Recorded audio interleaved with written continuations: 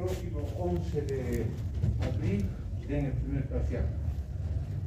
¿Ya? Son unos cuantos cositas que nos faltan terminar. Bien. Los ruidos cardíacos.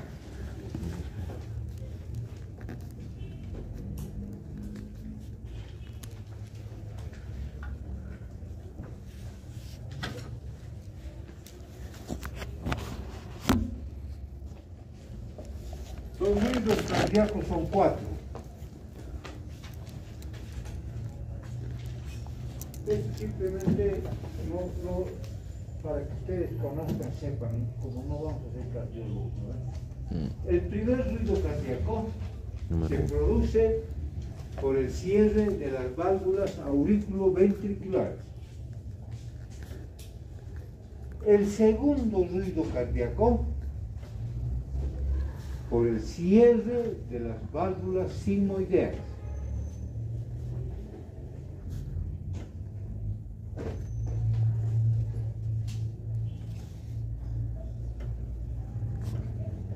El primer y el segundo ruido son exclusivamente, no se va a olvidar esto, por el cierre de las válvulas. Primer ruido, válvulas auriculoventriculares. Segundo ruido, válvulas sigmoideas. El tercer ruido cardíaco se produce al final de la diástasis.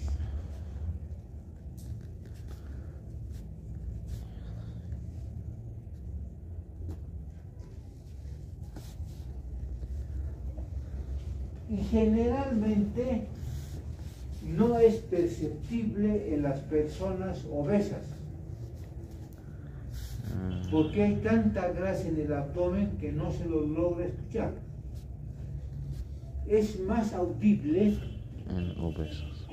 en las personas delgadas y en los niños y en los jóvenes delgados, y no en las personas obesas. Miren, lo mismo ocurre cuando se hace un electrocardiograma. Por eso no es bueno ser gordo. Dice, ay, está gordo, está sanito, por fin está con todas las enfermedades, ¿no? Sí. El estar gordo no quiere decir estar bien alimentado, quiere decir estar lleno de grasa, nada más. Cuarto ruido. El cuarto ruido cardíaco se produce inmediatamente después del primer ruido cardíaco.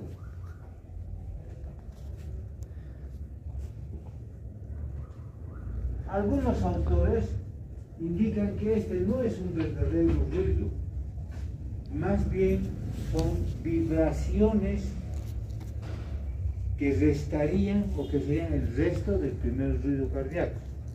Pero otros indican que no, que efectivamente es un cuarto ruido cardíaco que estaría situado entre la onda P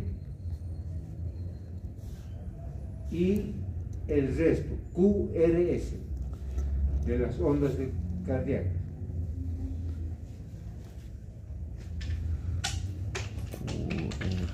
Ahora vamos a ver la circulación venosa.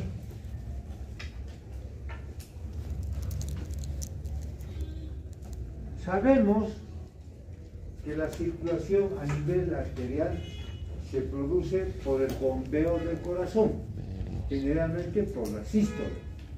Cuando hay sístole, el corazón se contrae y expulsa la sangre a través de las arterias. Pero el retorno venoso es algo difícil, es diferente. No hay quien impulse la sangre desde los pies, por ejemplo, ¿no es cierto? Entonces contamos con recursos aleatorios, como ser el bis afronte y el bis atergo. Bis afronte, bis afronte,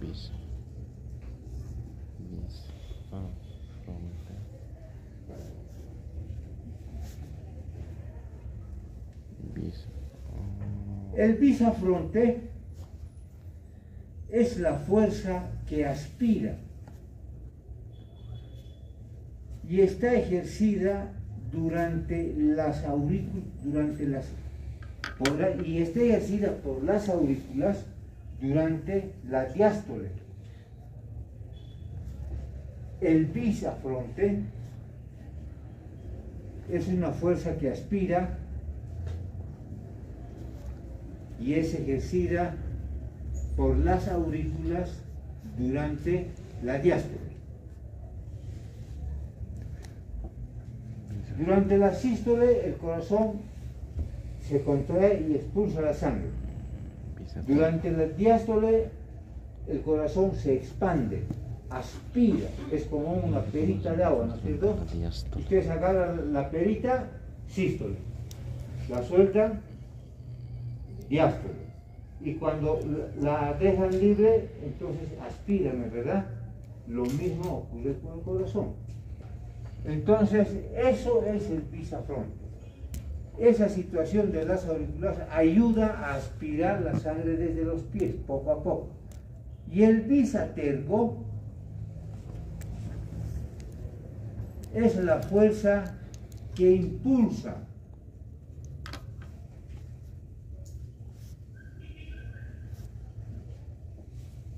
el bis atergo es la fuerza que impulsa la sangre durante la sístole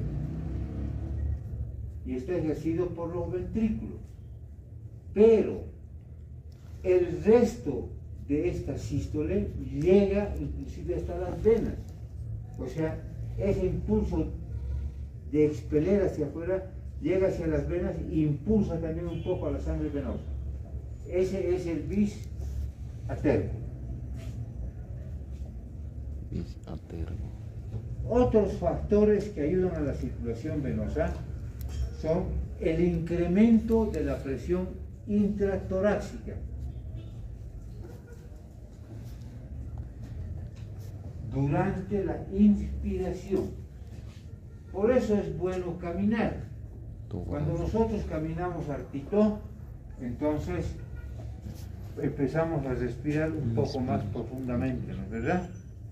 Y entonces durante la inspiración, cuando hacemos así, aumenta la presión intratorácica y eso ayuda a subir la sangre desde los pies, el retorno venoso. Otro elemento que nos ayuda bastante en la circulación venosa es el empuje abdominal.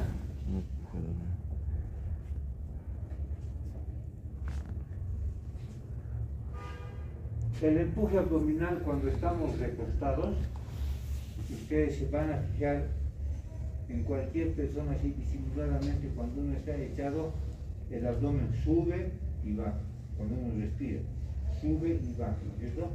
Entonces cuando inspiramos igual de echados, el abdomen al subir está jalando, por decir, ¿sí?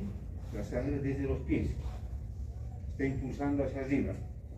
Otro elemento importante es ese, el empuje abdominal. Otro elemento importante es la contracción de los músculos de las piernas.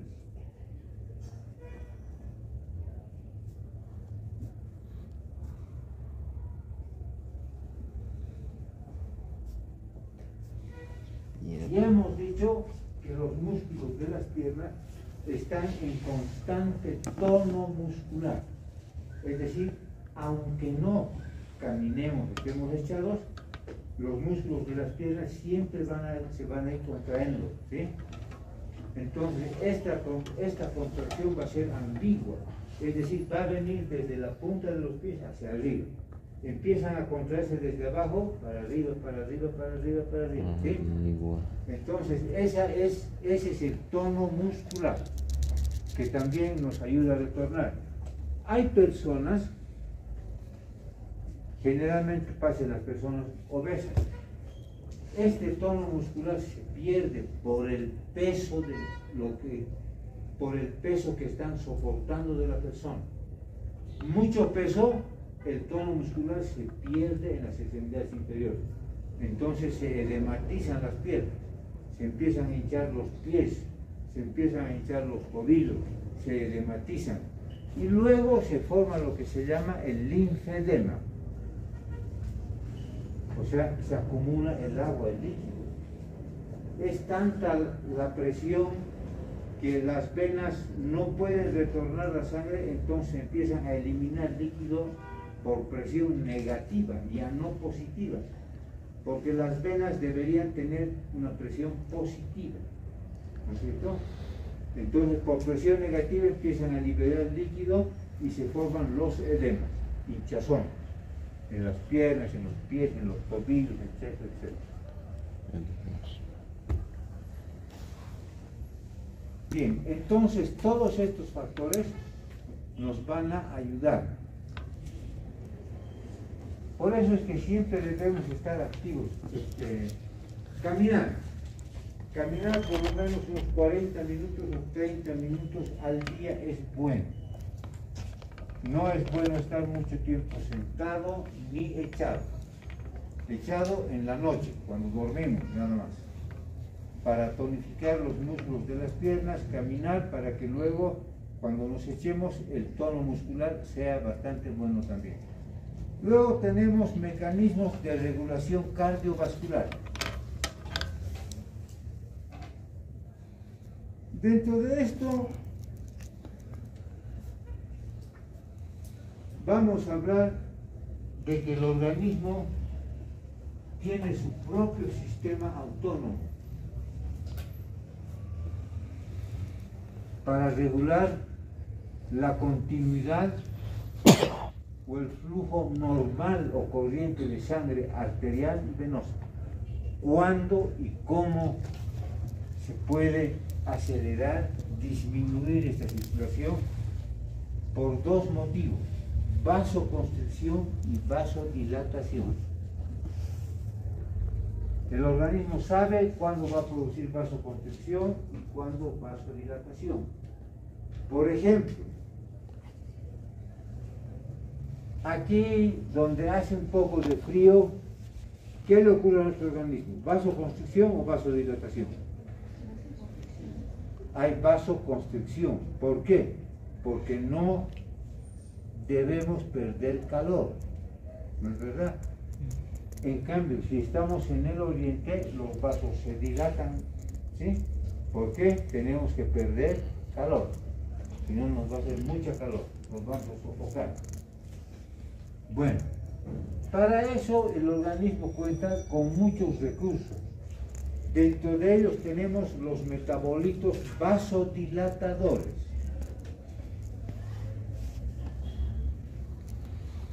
Los mecanismos, los metabolitos vasodilatadores son la adenosina,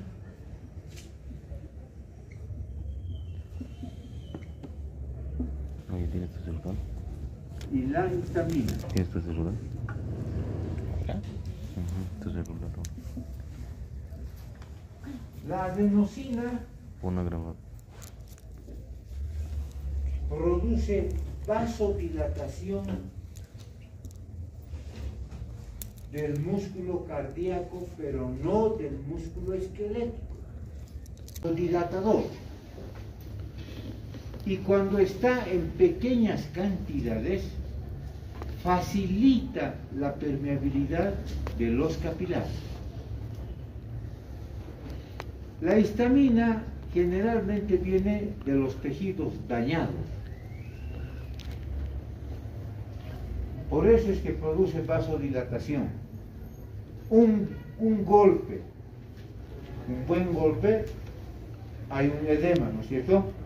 Se han dañado las células, han empezado a producir histamina, la histamina ha producido vasodilatación, si ha sido mucha la liberación o si ha sido poca, igual ha facilitado la permeabilidad de los capilares y hay liberación de líquido, entonces hay un edema. Por eso es que cuando nosotros tenemos alguna alergia, ¿qué nos recomiendan tomar?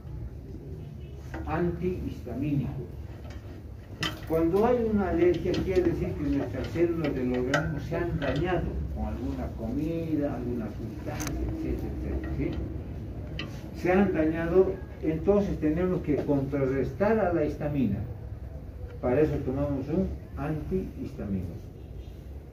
Y La liberación de histamina generalmente produce edemas. Hay un edema del que ustedes tienen que tener mucho cuidado. Es el edema de Quick. Quick. O sea, Bell, ¿no? Este edema se produce especialmente con el uso de dos medicamentos, y de los cuales nosotros usamos bastante. Y si ustedes no quieren matar a nadie, tienen que tomar en cuenta esto. El edema de Quick es por alergia. La primera gran alergia es a los antibióticos.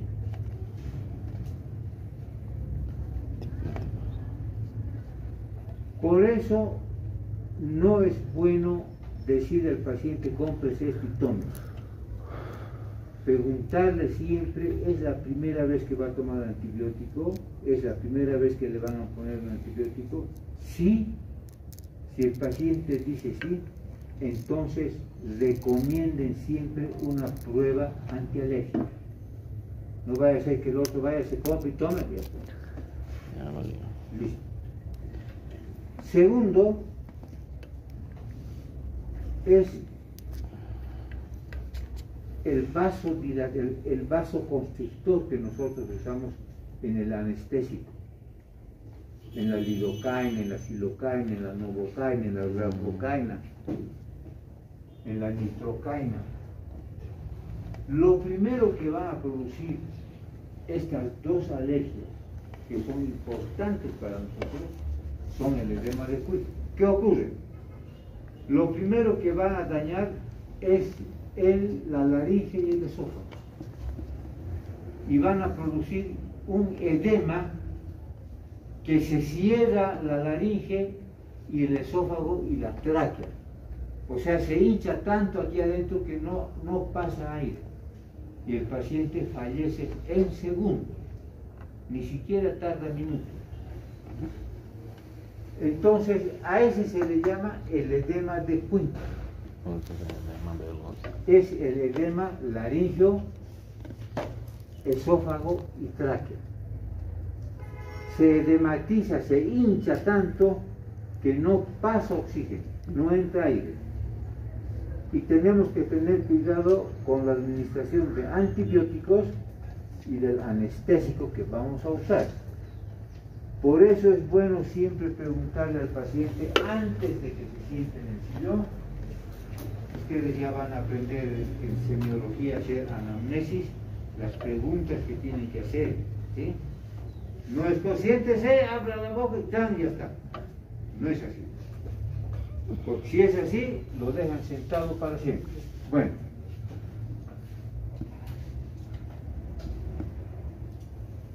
La histamina, es importante que nosotros conozcamos el actuar de esta sustancia, porque es el mediador más importante de las alergias. ¿Cuál es el mediador alérgico de nuestro organismo? La histamina. ¿Sí? No se van a olvidar. Luego tenemos dentro de estos metabolitos también vasoconstrictores, como por ejemplo la serotonina.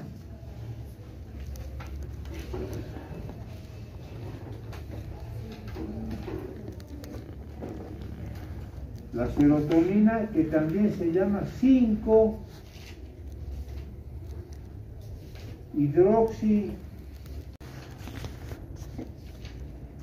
O sea que si en algún libro ustedes ven 5-hidroxitriptamina, es la serotonina. La serotonina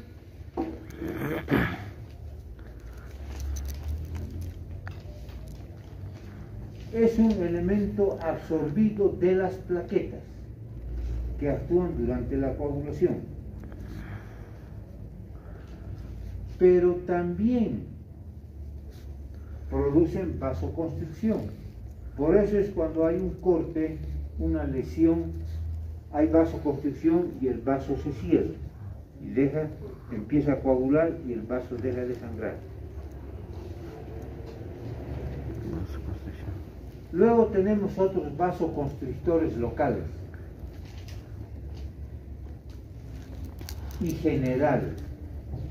Dentro de los generales están la adrenalina y la noradrenalina.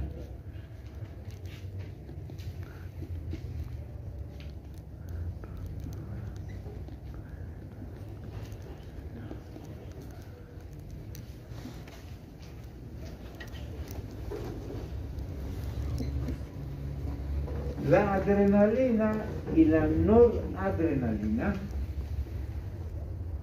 son dos elementos que ¿dónde se forman? A ver, ¿ya saben o no? ¿Dónde? ¿En la hipófisis? ¿Enfermo como lo han llevado? Adrenalina. Bien, la adrenalina y la noradrenalina son dos elementos que se forman en las cápsulas adrenales. ¿Cuáles son las cápsulas adrenales? Adrenales. En la glándula suprarrenal. De los riñones ahí arriba hay dos glándulas, ¿no ves? ¿Qué se llaman? Glándulas suprarrenales. Glándulas adrenales, ¿no es cierto? Ahí se forman. La noradrenalina es un vasoconstrictor generalizado. Es decir, tanto central como periférico. Cuando hablamos de un vasoconstrictor central, quiere decir que solamente va a actuar a nivel del corazón. Y si decimos central y periférico, corazón y todo el cuerpo. En cambio, la adrenalina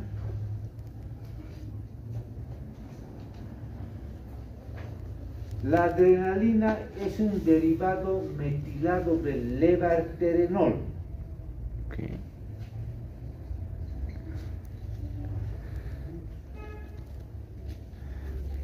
Derivado. ¿Qué dijo derivado?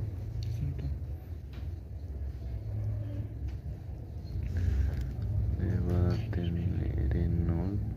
Eso es la adrenalina. Metilada.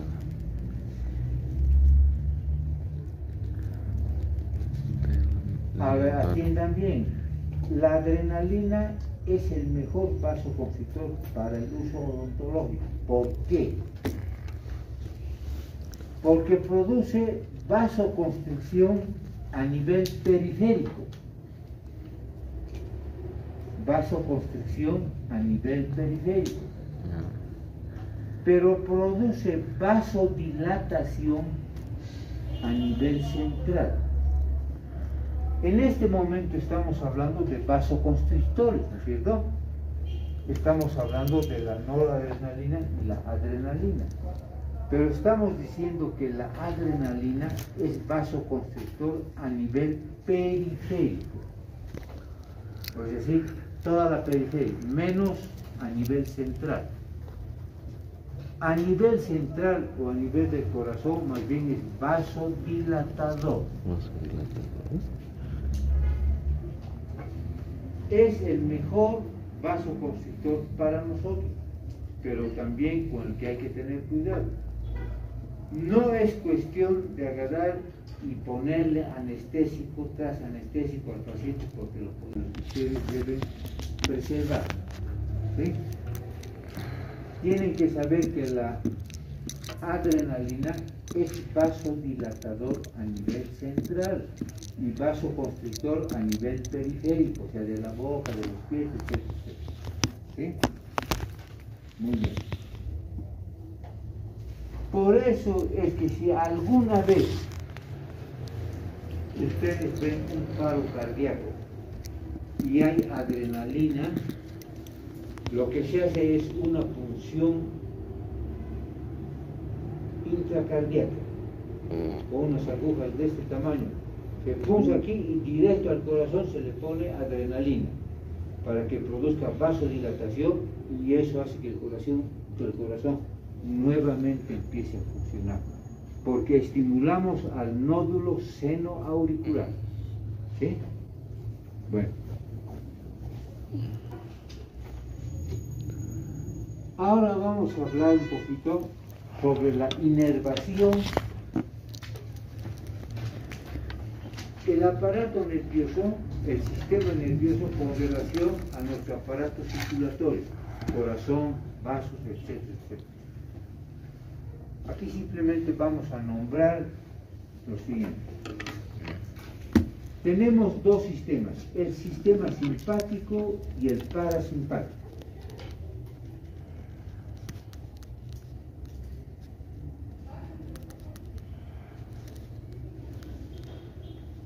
El sistema simpático es cardioacelerador.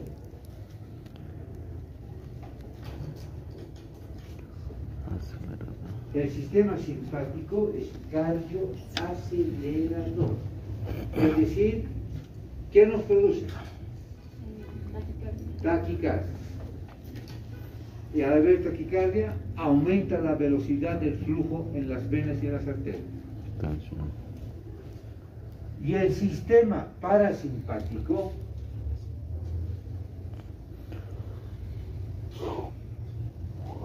es cardiomoderador.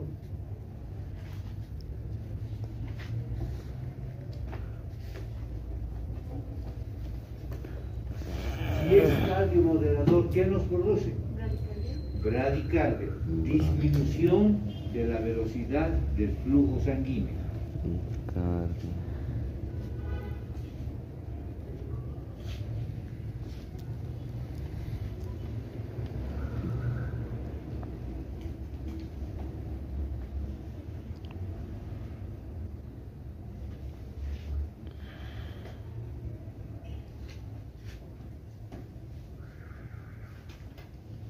Ahora, dentro de este parámetro de sistema simpático y parasimpático, tenemos una clasificación de sustancias simpáticas y parasimpáticas. Tenemos sustancias simpático-miméticas.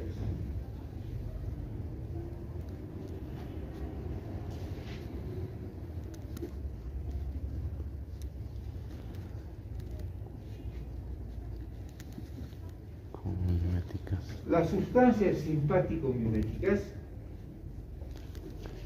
son cardioaceleradoras. Su administración produce taquicardia. Y dentro de estas sustancias tenemos a las simpatinas. Las simpatinas, que están formadas por 50% de adrenalina y 50% de noradrenalina. Luego tenemos las simpático-líticas.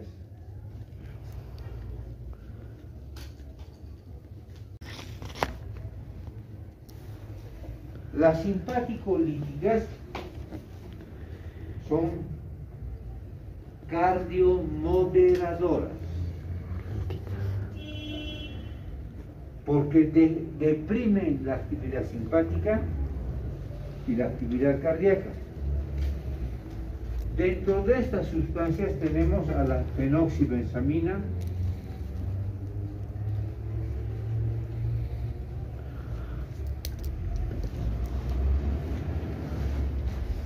y a la ergotina.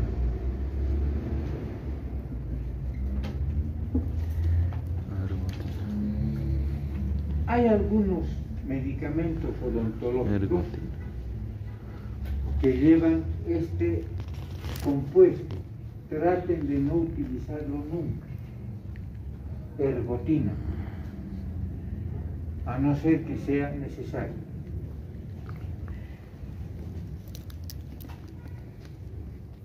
Luego tenemos las parasimpático-miméticas.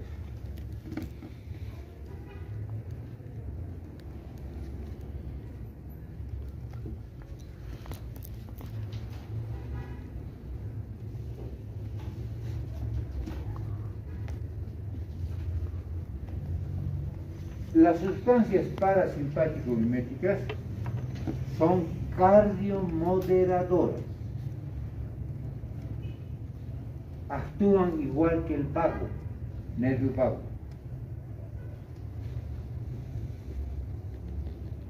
Su administración produce bradicardia. También a esta sustancia se le llama sustancia vagal. Como ejemplo tenemos la acetilcolina,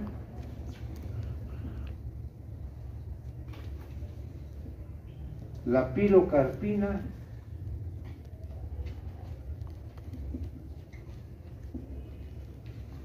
la eserina.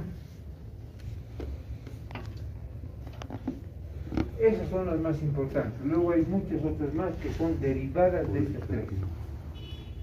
Y luego tenemos las parasimpaticolíticas.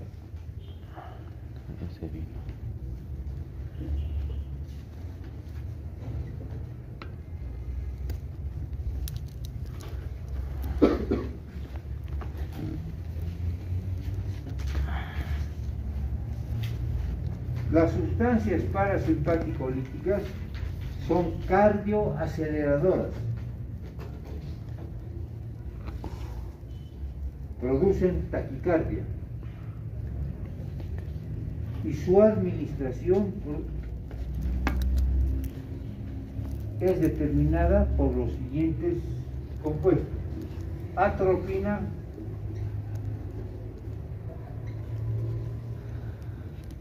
y escopolamina.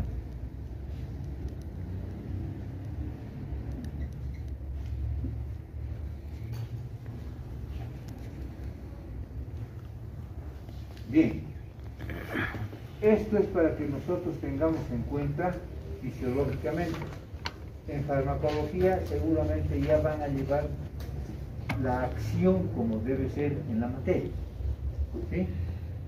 Entonces, hasta aquí acabamos la primera parte para el primer parcial y nos vemos en el parcial el 11 de abril.